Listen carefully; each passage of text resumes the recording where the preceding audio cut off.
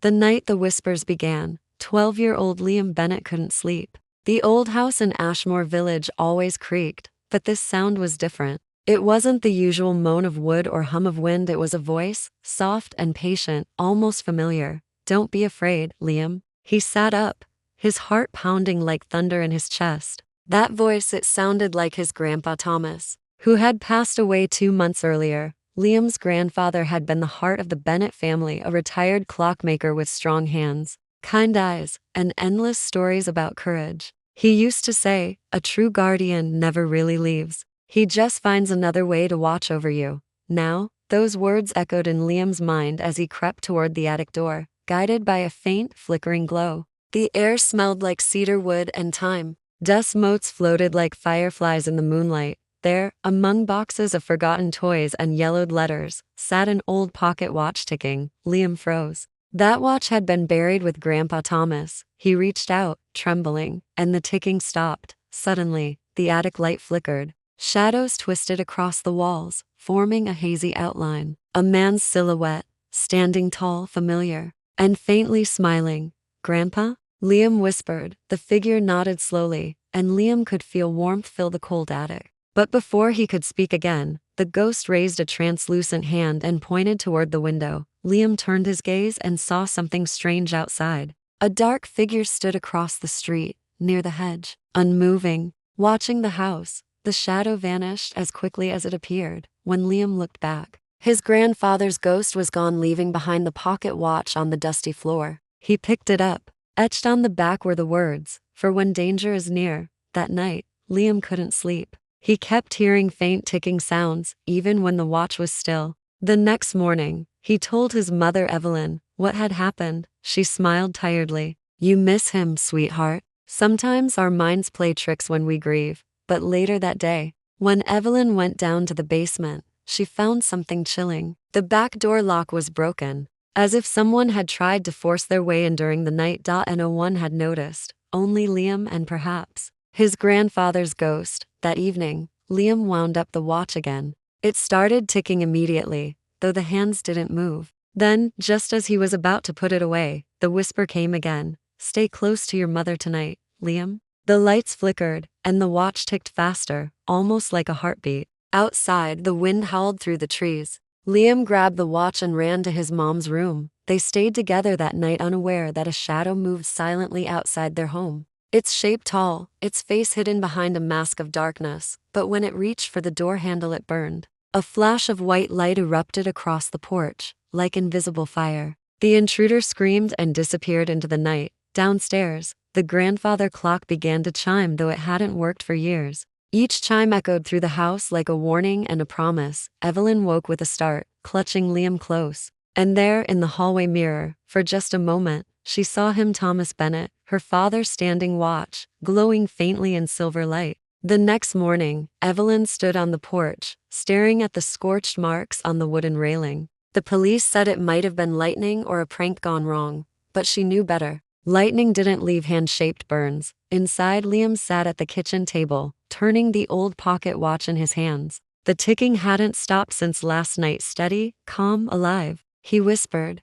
"You were right, Grandpa." Danger came. Evelyn poured him cocoa, pretending not to hear. She wanted to believe it was all coincidence, but deep down, she remembered that same warmth, that faint shimmer in the mirror. She had seen her father watching over them. That evening, the wind picked up again. The curtains swayed, and the lights dimmed. Liam stood by the window, staring at the garden. There between the hedges was the shadow again. He could barely breathe. This time, the figure moved. It wasn't gliding like a ghost, it was walking. Slow, deliberate, human. He clutched the pocket watch tightly. "Grandpa, help me," he whispered. The watch began to tick faster, then suddenly stopped. All sound in the house faded. Even the wind outside went silent. And then, from behind him, came a soft voice. "You need to be brave now, Liam." Liam spun around. His grandfather's ghost stood near the doorway, faint but solid enough to cast a dim reflection in the glass. "Who is that man?" Liam asked, pointing outside. Grandpa Thomas's face darkened. "He's not just a man. He's someone I once knew, someone who should have stayed buried." The old man's voice trembled, a mix of sorrow and guilt. "Years ago, I made a terrible mistake. I thought I could protect this family by keeping certain secrets hidden. But now those secrets have come for you." Liam's eyes widened. "What do you mean?" "Your grandmother's death. It wasn't an accident," Thomas said softly. "There was someone who wanted what I had, not money, not land, something far worse." Before Liam could speak again, Evelyn entered the room.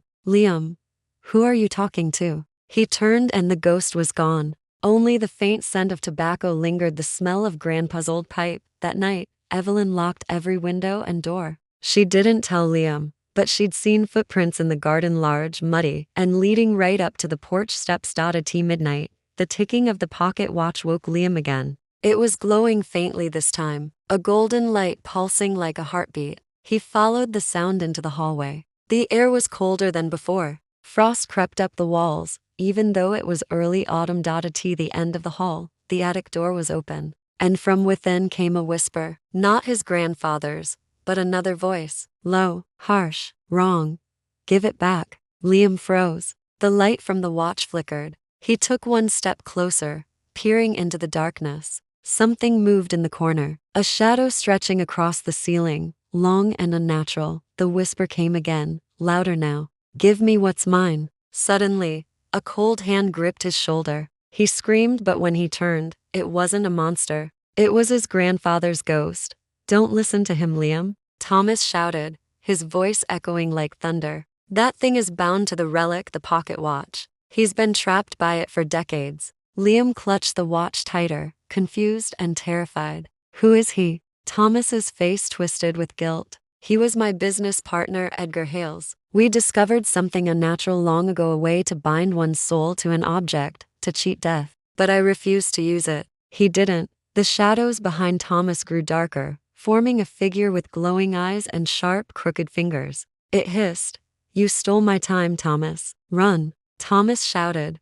The attic exploded with freezing air. Boxes flew, papers scattered. Liam stumbled down the stairs, clutching the watch. Behind him, he could hear his grandfather's voice shouting incantations, holding the spirit back. When he reached the living room, Evelyn grabbed him. "What's happening?" He couldn't answer. The walls trembled. Every clock in the house began to tick at once, loud, chaotic, deafening. Then, suddenly, silence. The air shimmered again, and Thomas appeared beside them, weak, flickering like a candle. "It's not over," he said softly. "Edgar's spirit grows stronger each night. The watch holds him, but it also connects him to this house." Evelyn, tears in her eyes, whispered, "What do we do?" Thomas smiled sadly. "At dawn, you must take the watch back to where it was made, my old workshop. Only there can we end this." Then, like dust in the sunlight, he vanished again. Outside, the first drops of rain began to fall. The storm had only just begun.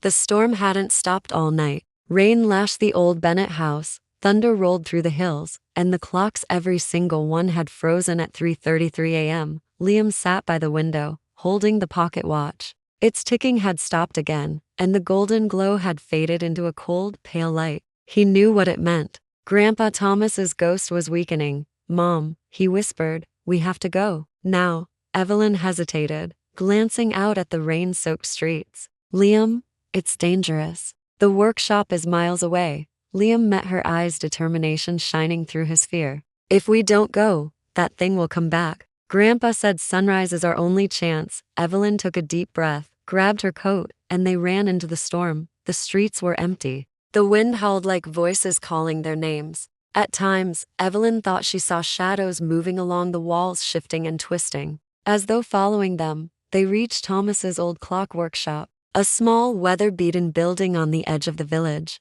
The sign still read Bennett Timecraft since 1949. Evelyn pushed the door open. The smell of oil, wood, and dust greeted them. Tools were scattered across the workbench, as though Thomas had left in the middle of a project. In the center of the room stood a large clock, taller than a man, its hands frozen at midnight. Liam felt a pulse from the pocket watch, a weak heartbeat. "This is the place," he whispered. Suddenly, the temperature dropped. Frost crept over the windows, and the lights flickered out. A deep voice echoed from the shadows. "Too late, Thomas. Too late to stop me again." Liam froze. The shadow from the garden, Edgar Hales, stepped forward, his form half human, half smoke. His eyes burned like dying coals, You trapped me once, Edgar snarled. Now I'll take what's mine, your bloodline. Evelyn stepped in front of Liam, clutching a piece of iron from the workbench. Stay away from my son. Edgar laughed, his voice rattling the air. The living cannot stop the dead. Then a flash of light, Grandpa Thomas's ghost appeared between them, glowing brighter than ever before. His face was calm, resolute. You'll touch no one, Edgar. Not while I still draw breath, even if it's not in flesh, Edgar hissed. You're weak, old man. The tether breaks. Your time is done. Thomas looked at Liam. Remember what I told you. Boy, a true guardian never leaves. He turned toward the giant clock. Liam, wind the pocket watch. Now. Liam's hands shook, but he obeyed. As he turned the key, the watch began to tick again. Slowly, then faster. Sparks of golden light leapt from its face, swirling around the room. Edgar screamed. Stop. That's my time. Mine. The ghost lunged, his shadow form twisting toward Liam, but Thomas stood in his way, arms outstretched. The golden light from the watch spread across his chest. Merging with him, Evelyn shouted, Dad, what are you doing? Thomas smiled faintly. Setting things right. The big clock behind him began to tick for the first time in years. Its gears turned, glowing with the same golden energy. Time itself seemed to freeze. Raindrops hung in the air. Thunder paused mid-rumble. Thomas turned to Edgar, his voice echoing like thunder. Your time has run out. With a final strike of the clock's chime, a wave of light exploded through the workshop. The shadow screamed, twisting and unraveling like smoke caught in a gale, until nothing remained. When the light faded, the pocket watch lay silent in Liam's hands. Its glass face had cracked. Inside, instead of numbers, was a small engraving. Thank you. Evelyn fell to her knees, tears streaming down her face. Dad, she whispered. Liam looked around. The air was still, peaceful. The frost melted from the windows. He could almost feel a hand rest gently on his shoulder, warm and familiar. For the first time, there was no fear in the house. No whispers. No shadows. Outside, dawn broke over Ashmore Village. The clouds parted, and sunlight spilled into the workshop, catching on the broken pocket watch in Liam's hand. For a moment, he thought he saw a reflection. His grandfather's smiling face before it faded into light. Weeks later, the house felt different, brighter. The clocks all worked again, ticking in perfect rhythm. Liam placed the cracked watch on the mantel beside his grandfather's photo. Every morning, when the sunlight hit it just right, the watch ticked once. A single beat, like a heartbeat, as if to say, I'm still watching.